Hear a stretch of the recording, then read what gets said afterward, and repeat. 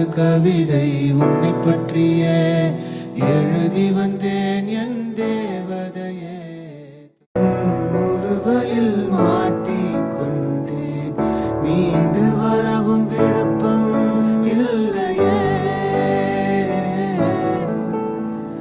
நீ என்னை தழுவும் என்னிடம், எனது நெஞ்சம் தழுவும் உன்னிடம், உன்னுள்ளமே உறங்கிடம். உன் நெஞ்சின் ஆழம் இன்று அறிகிறேன், உன் நினைவுகள் போதுமே. அது நிஜங்களை வெல்லுமே.